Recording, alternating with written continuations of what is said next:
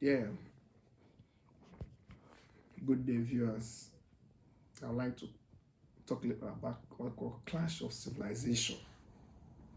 I won't just go deep, but maybe talk a little about it. One grew up in Africa, my primary, secondary school, polytechnic, and maybe partly university education were in Africa. So, like a big shock coming to Europe, discovering there's a big gully that separates African cultures from that of the West. What we deem abomination in Africa, totally normal for people in Europe here. I remember when we are little, when we see women wearing trousers, all those things, we pick sand, we throw at them, we mock them, we shout at them. But in Europe here, it's normal. Women wearing trousers and all those things. Apart from that, because of the weather and all those things. In Africa, like a sin. So some part of Africa, when people put on hand, they're bejeweled, when they put on earring, all those, like makeup, all those things, like to them is sin. But here it's normal. So there's a lot. That's where we are. Africans were once killing twins because of ignorance. They thought it was an abomination. But modern science has really proved that, because of cell division and all those things, chromosomes, mitosis, meiosis, when a man's sperm producing to the woman ovary and all those, they meet, when there's division and all those, that's how twins naturally come about. So it's biologically explainable. But in Africa, when twins are born, they go and kill them, to kill the mother, kill the, to them is abomination. So some of the things that really destroyed us way back home is ignorance. Africa, polygamy is natural, is normal. A man can marry 5, 6, 7, 8 wives. As long as they have the flair and the wherewithal to look at it, it's okay by them. But Europe here, marry more than one wife is like abomination. And also in Africa, it's like class of civilization. To them, it's normal. A man, monogamy is, obtainable. But in Africa, if you're very rich and you just have only one wife, they look at you as something is wrong with you. Maybe stingy and all those things. To African children, like agriculture, children is like a part of the property wealth. In Europe, here, their own wealth has to be property, housing, cars, all those things, business empires. In Africa, where I'm coming from, part of Africa I'm coming from, the more children you have, the richer or wealthier you're deemed. And that's why look as if we have overpopulation in Africa. But I pray God help us to sort that out. Then the other thing I understood again, in Africa, I said before the coming of the white men, we aren't going to hell. Africans weren't going to hell and all those things. Believe in reincarnation, like I said in my previous videos. But the Westerners that brought Christianity believe in resurrection. But whichever one you see, two of them are rebirth. You live, you die. If you live well, you come back here to sort out, live, to have a happier life. If you live bad, you come back to suffer. Pain and agony and all those things. Yeah. So, but this raises another question for me. I'm asking. Some people say, Christianity and all those, if you don't believe, if you don't become a Christian and all those, you will go to hell, blah, blah, blah. I said, where were our forefathers going to? The ancient African forefathers living thousands of years before Christianity was introduced to Africa. Where were they going to? Because they never heard about Christianity. Jesus Christ of Nazareth, they never heard anything about Christianity. They worship God through their traditional means. Where were they going? Where were they going before Christianity came? So they were going to hell. Then I ask a question, a day-old baby that's born and dies that same day. Does this Christianity talk about baptism? Except a man is born with fire and water and the spirit, he cannot see the kingdom of God. In Christianity, when we are young, some of us, we are baptized early so that to save our souls. What of a child that is born that day, that died the same day, and doesn't have any sin? You want to tell that child is going to hell? That child wasn't baptized. That child is going to hell or heaven? I don't know. God will say, do not judge. I'm a Christian preacher, I'm a teacher, but there are certain things that threaten my willpower. Where were our forefathers going to before Christianity came in? All of them went to hell. Even the righteous one, the one that did well and all those things. I only evaluate, I don't judge. I only ask questions that threaten my willpower personally. Now, I go back to my concept, my reality. I'm asking, Why do bad things happen to good people? Why do bad things happen to good people? Who am I as a man? Who am I? Who are you as a woman? What is reality? What is illusion? Let me discuss. It's a bit controversial, but let me discuss this issue. I say, can a man be a Christian and still be a patriot? The Bible said, let me pick this controversial topic. But the Bible abhors or condemns homosexuality. It says a man that sleeps with a man should be put to death. A woman that sleeps with a woman should be put to death, something like that. Okay. I'm in Europe, and I'm in London, I'm in England. Before few years before now, homosexuality used to be an illegality. It used to be a criminality. It's criminalized. But within few years now, recently, the British government chose to legalize, after much campaign from the LGBT community and all those things. They choose to legalize homosexuality. Now, as a Christian, I find myself at crossroads. If you abhor or really hate, I don't know how to put it, if you abhor the gays or hatred them, the British government, the laws will hold one, try one, make one a criminal. If you choose to obey what the Bible said, you become a criminal before the state. And if you choose to obey the state by ignoring the gay, abhorring them, their ways of life, blah, blah, because the Bible totally condemns it. And I don't think the Bible is going to be written. Then if you choose to obey the state, now, maybe by embracing the gays, accepting their ways of life, blah, blah, blah, blah, blah, then you become a sinner.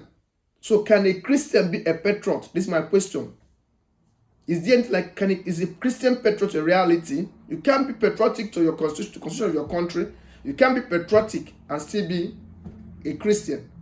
You either a Christian and unpatriotic. You're either a Christian and a criminal before the state, or you're patriotic and a sinner before Christianity. So where is the mutuality? Where is the compatibility?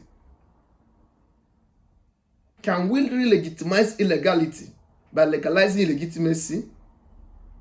Is Christian patriot a reality? I don't think so. This is one of the strongest questions that threaten my willpower.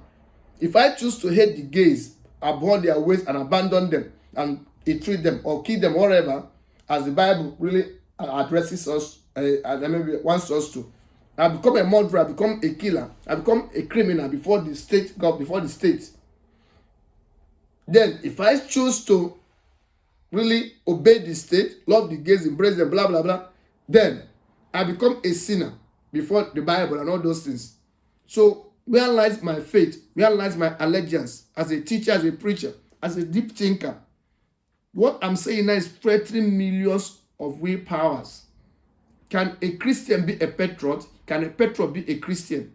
This is a very, very big question. This is a very big question. The issue of homosexuality is very, very controversial because the Bible wrote it in black and white. It's spelled out there in Leviticus. It says, man that lies with a man should be put to death. And thousands have been put to death. But because of evolution of consciousness, like a clash of civilizations, evolution of consciousness, we come to that enlightened era where gays are respected, now where gays are embraced, loved, and all those are tolerated. What happens to Christianity? How do we really have enlightenment or have social equilibrium with this spiritual evolution, in this spiritual consciousness? So that's why I find it some Christianity clashes with my free thinking ability. Just like what I said on national television about Catholicism and marriage, the priest and marriage. In one of my videos, I was saying the Catholic Church messed up. A lot of these men, there are a lot of real men supposed to marry, have their wives, all those still be priests. But Catholic indoctrination insists on canon law, insists on them not married.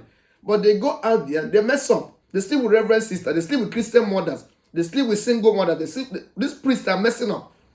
But the law holds them, to duty that they must not marry. But they mess up, even have children at the back. So who is fooling who? Is Catholic Church not, hypocrisy personified? Is Catholic Church not a personification of hypocrisy? That's the problem. You know that doing all this. Even Reverend sisters are supposed to even marry and all those things. Reverend sisters, some are even lesbians. Some are sleeping with themselves. Some are sleeping with the Reverend fathers. These are the things. So who is fooling who? Okay, the Anglican Church in England, and Anglicanism came as a result of protestation, because of the king, and he want to get a boy child or blah blah blah. All those king head. What's his name? The king, and not he did. I don't want to go into his own history. So Anglicanism came as a result of protestation against Catholic, rigidity. The Anglican allowed their priests to marry, stay, and their own is a little bit better. They marry, they drink the alcohol, they enjoy their life, no problem. So there's a way I look at this clash of civilization with evolution of consciousness. As things are moving, as society is developing, understanding better psychology, economics, love, physiology, anatomy, and all those things, and the mentality of humanity, I think certain things really need to change.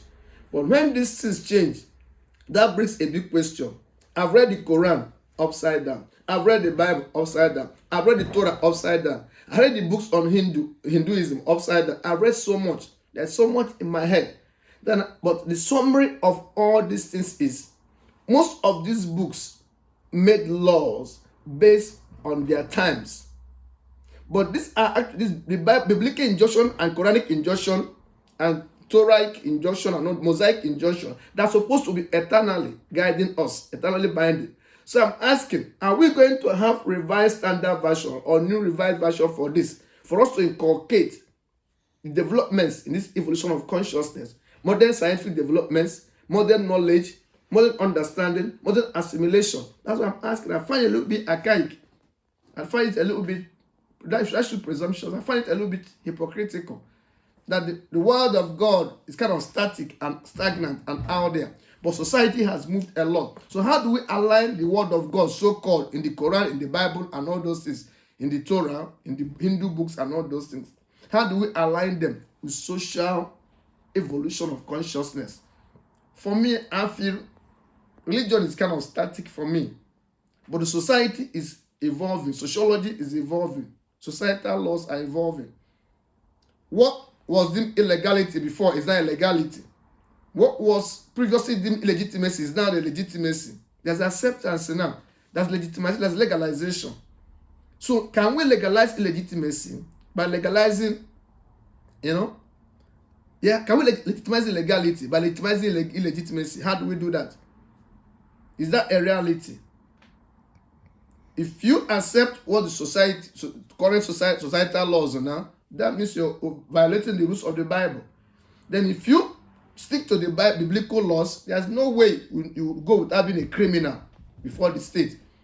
So the state or one's religion, politics, the state or what's the religion, which one should we pay allegiance to? Should I be a patriot or should I be a Christian? Can you legitimize illegality by legalizing legitimacy? That's my question. Which one should a man, a woman obey? The religious injunction, which his faith or her faith adheres to, or the laws of the state, which is a kind of evolutionary. Because some of the politicians, they make laws that suit them. And majority of these politicians are homosexuals anyway, so they do it so that they can protect their rights. Before, it used to be blacks. Blacks are tortured and killed, which is still ongoing. Always killed. Now, homosexuals are being killed and all those things. The society frown at the humanity method to them. They choose to legalize it. Now, the next one is albinos. Albinos are being tortured and caught and killed. The lesbians are being killed as well. So, how do we really protect minority rights? Even now, so many people the Jews were killed as well. They killed the blacks, they protested, they tried to protect. The Jews were killed.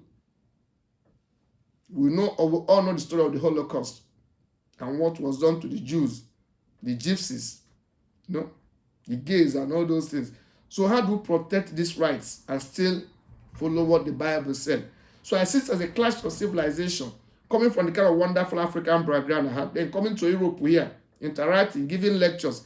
How do we really align to reach a consensus? Can a Christian be a patriot?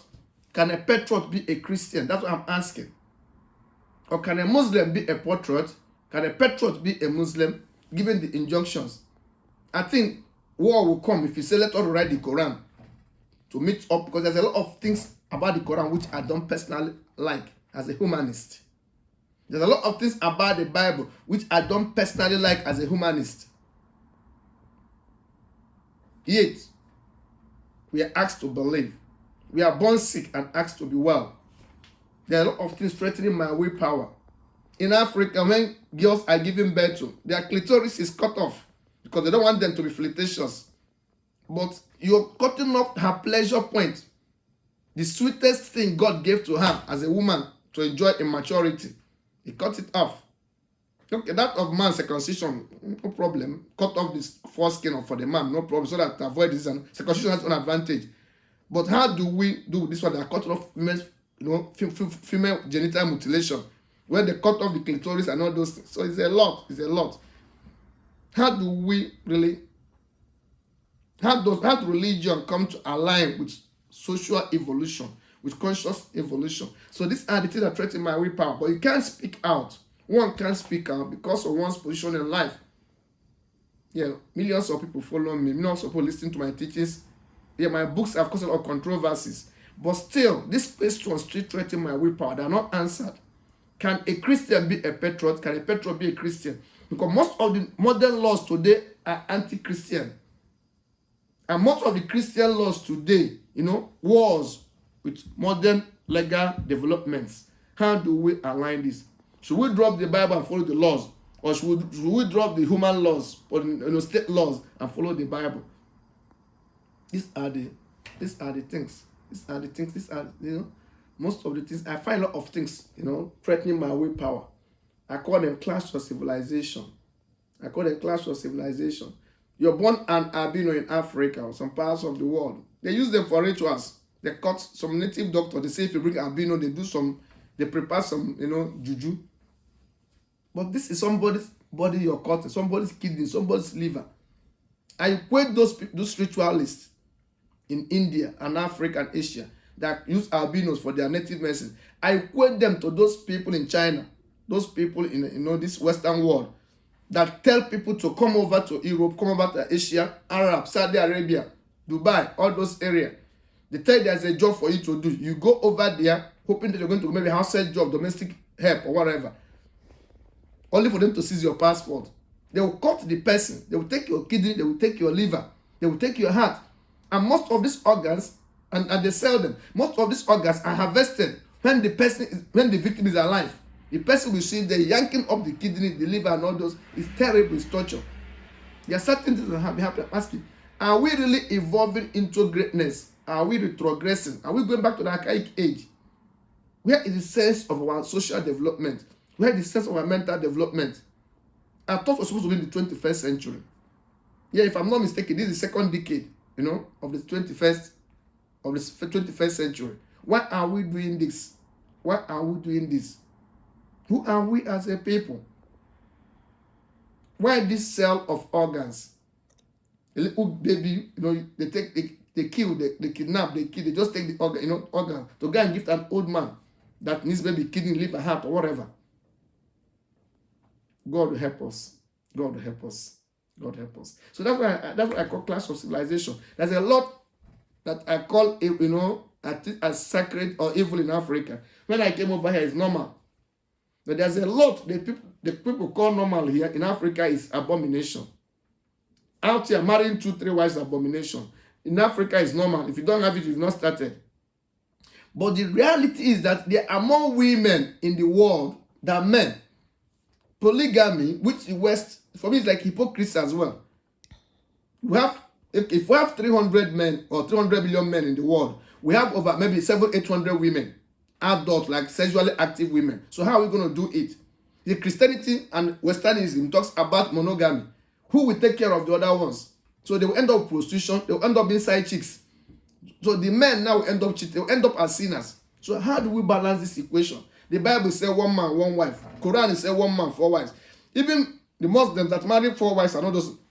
How can you tell me that 1 man can give equal love to 4 women? Has jealousy ceased to be a sign of real love?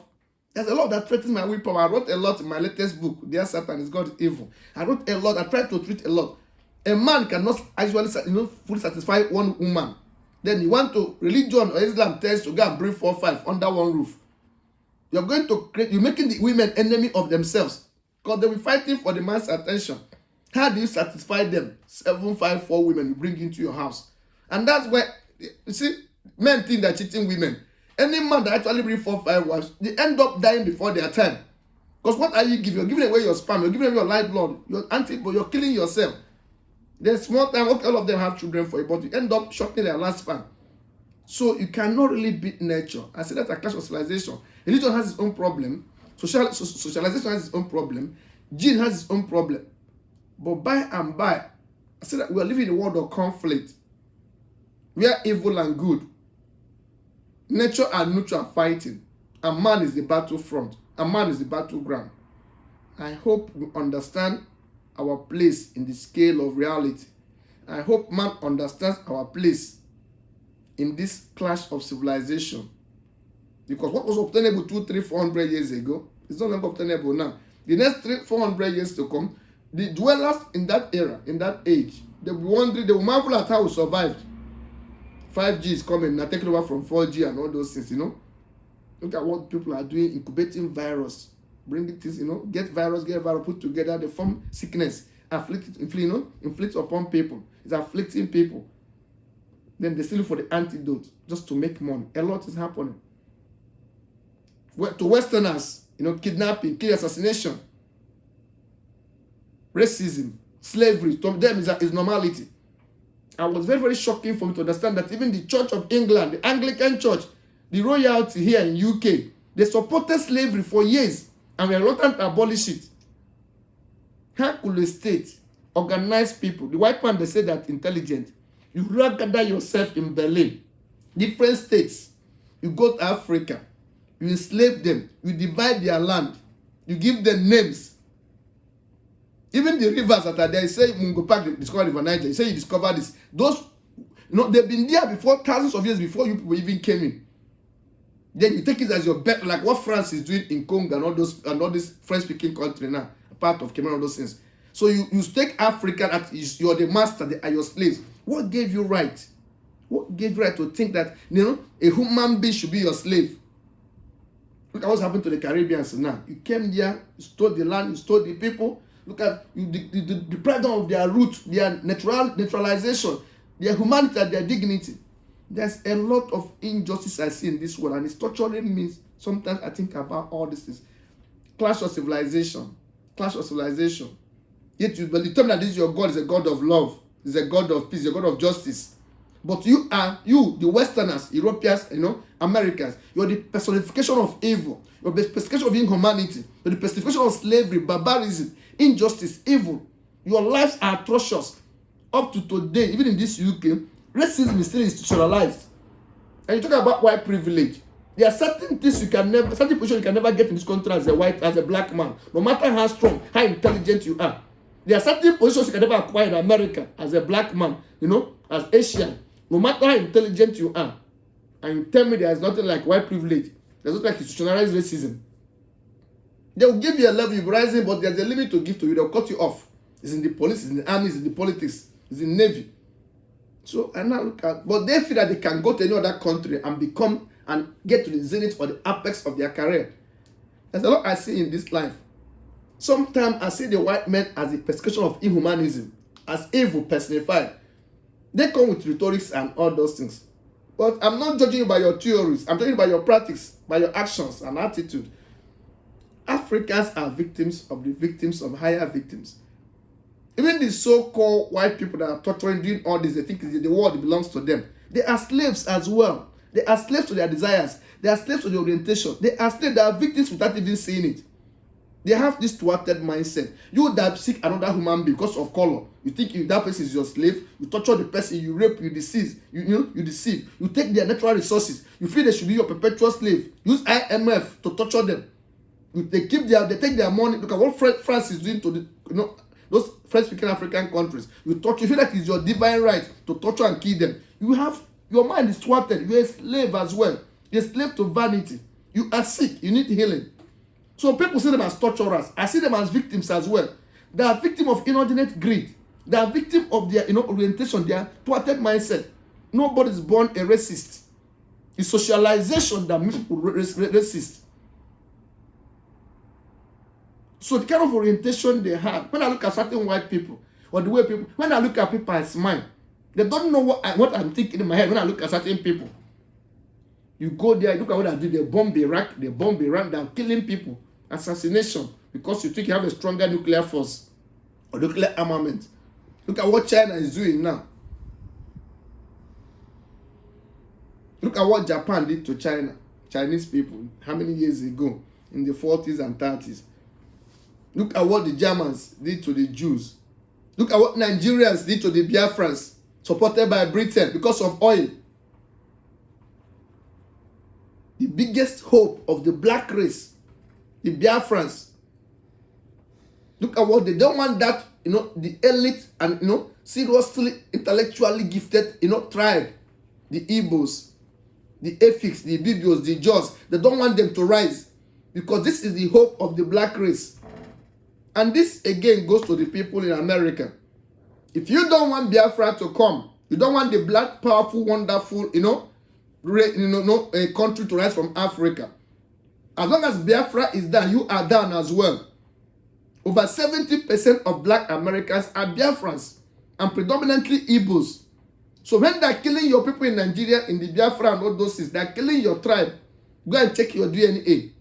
The earlier you fight to free the people down there, the better for you black Americans.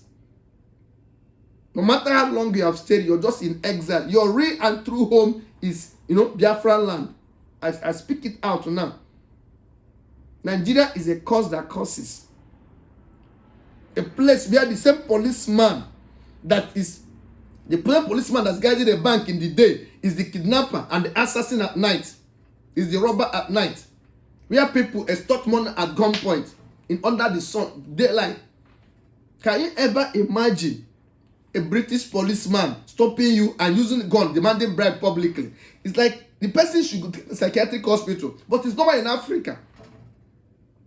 We are born sick and we ask to be well. There's a lot of things I see. Corruption from the desk clerk to the presidency. And we say we have a government. A place where cows are valued more than girls.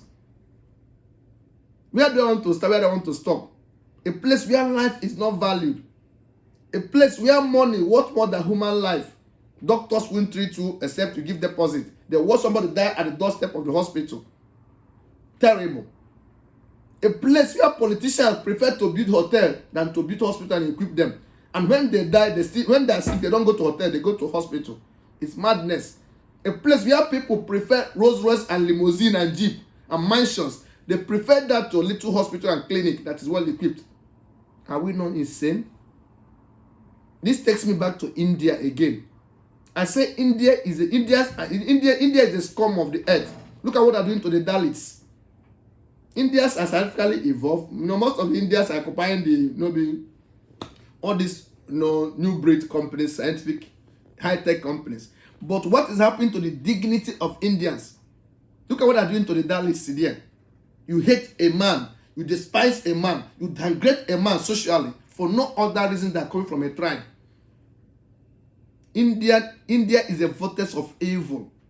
I will never ever respect India or Indians until they take care of the Dalits among them.